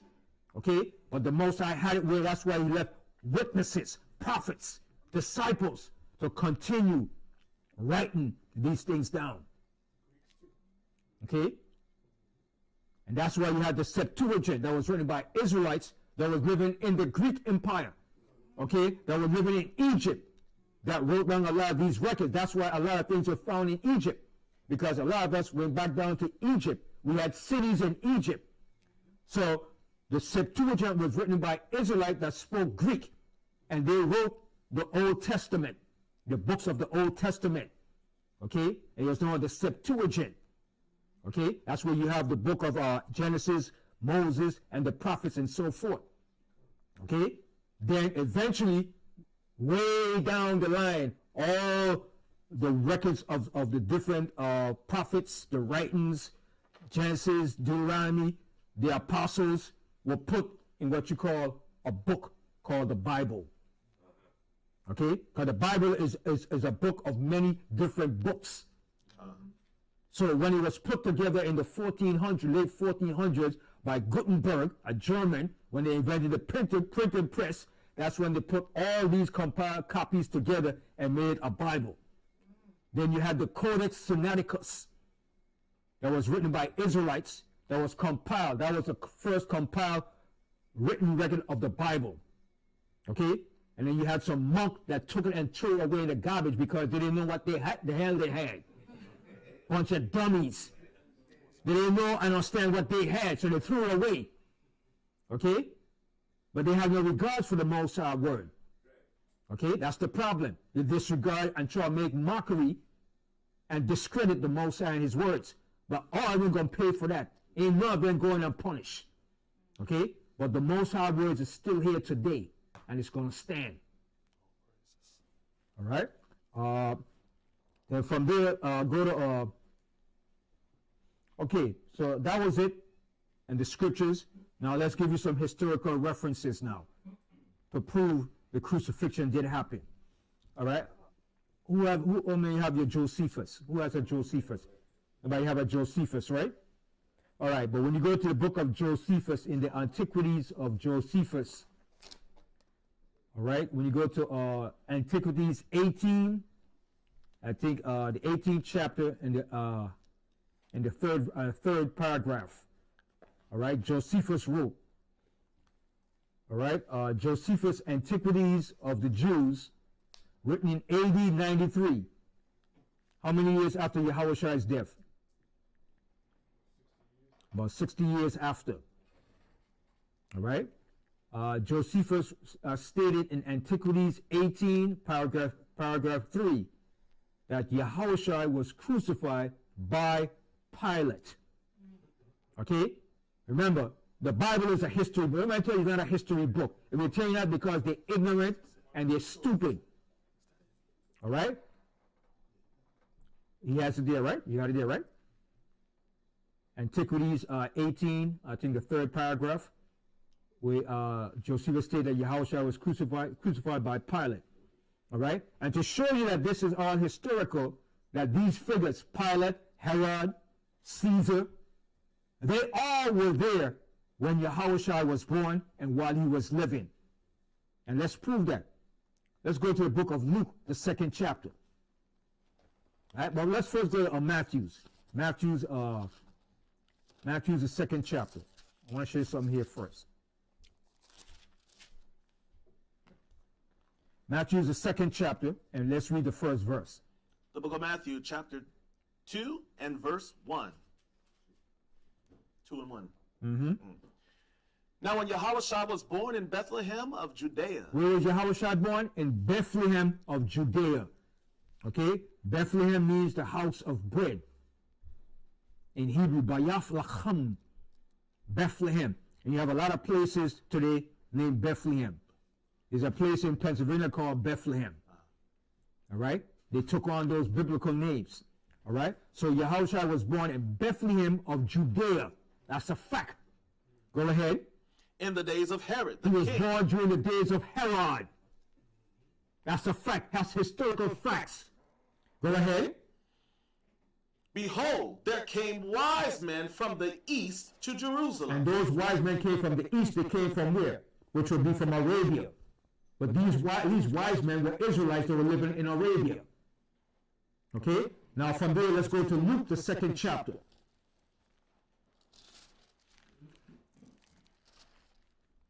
Luke, the 2nd chapter, and read the first verse.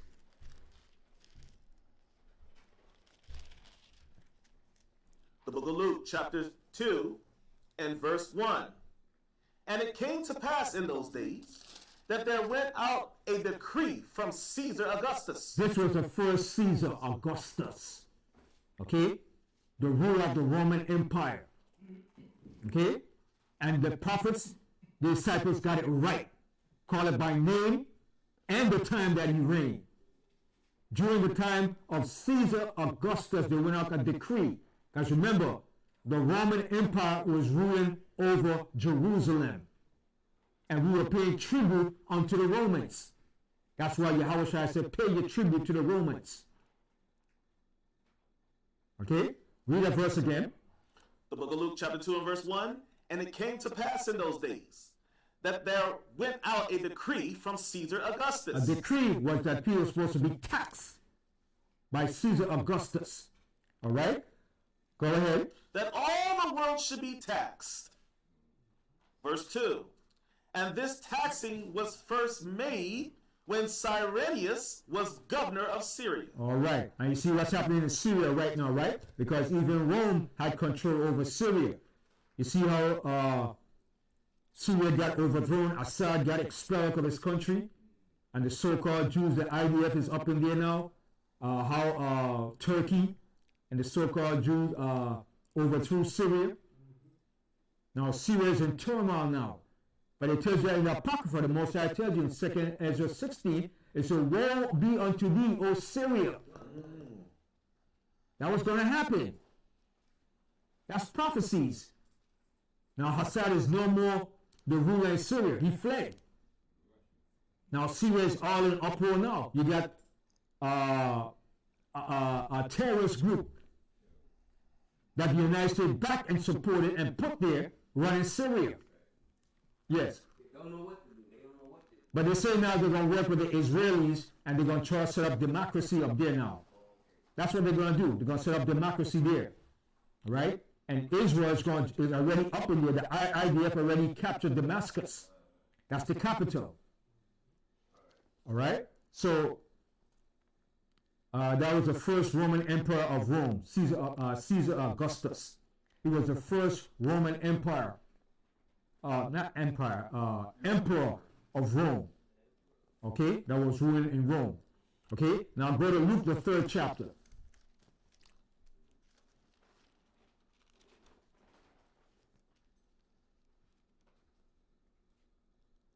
Luke 3 and 1. The book of Luke, chapter 3 and verse 1.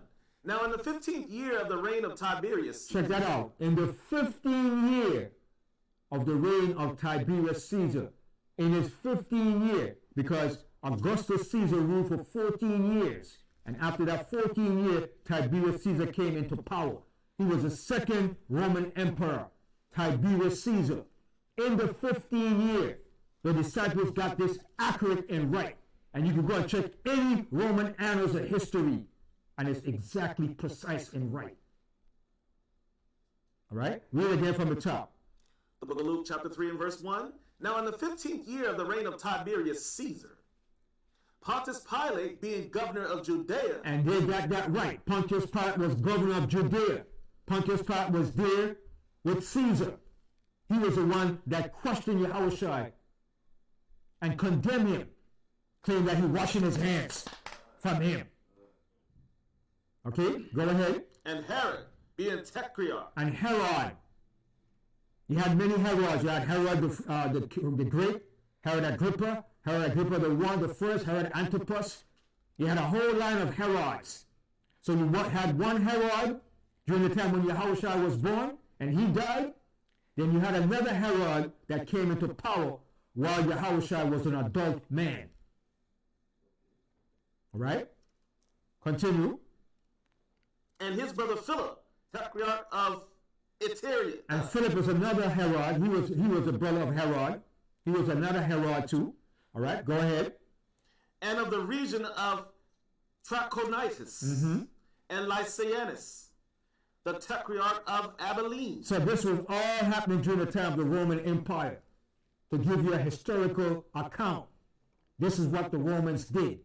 They crucified people. Okay? So we got one historical account referenced by Josephus. He said Yahushua was crucified by Pilate. And then you have another historical account by Tacitus.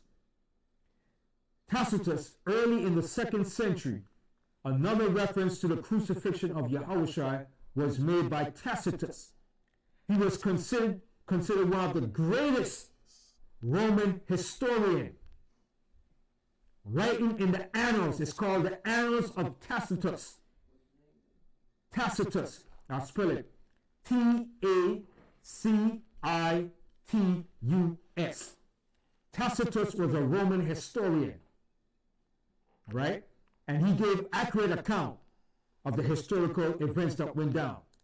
He wasn't like some of the other Roman historians who were liars and forgers. Okay? So it's called the Annals of Tacitus in AD 116. The Annals, A-N-N-A-L-S. The Annals of Tacitus in AD 116. Scholars considered Tacitus reference to the execution of Yahushua by Pilate to be authentic and of historical value as an independent source. Okay? I usually go with 3 or 4 sources. I don't go with a whole heap of sources because when you go with a lot of different sources, they try to lie and put in there misunderstanding and lies about it. The Most High said, in the mouth of 2 or 3 witnesses. Okay? Now the Talmud, I'm going to put that as a source. But I don't recommend that you adhere to it, because the Talmud is a book written by Israelites during the time of the Babylonians. And the so-called Jews made that their gospel. They made that their book that they put their trust into. And in that, they discredit Yahushua. They call him a blasphemer, a sorcerer. They call him a dog, everything under the sun. But one thing they put in there that was true, they did put, right? They put, but they speaks of him on the eve of the Passover, he was hanged. They have that in the Talmud, that he was hanged on the eve of the Passover. So he had to be crucified. They don't deny that, but they deny everything else about him. All right? So those are my sources. There are many more sources, but I have to go with too many different sources. I have to go with at least 3 sources. But the main source is what? The scriptures. This is the main source. I don't give a damn who don't like it or who don't want to accept it. Go kick rocks, you damn nigger. This is the source. All right? So with that, I'm going to bring my class to an end. I hope everybody got something from the class. And this is what I wanted to bring out according to prophecies and the scriptures. I hope everybody enjoyed it. And I said, all praises due to the Most High. I said, Kwam Yashua. Kwam Yashua. And all praises go to the Most High, Yahweh Ba'ashem, Yahweh Shai, HaMashayach. Shalom.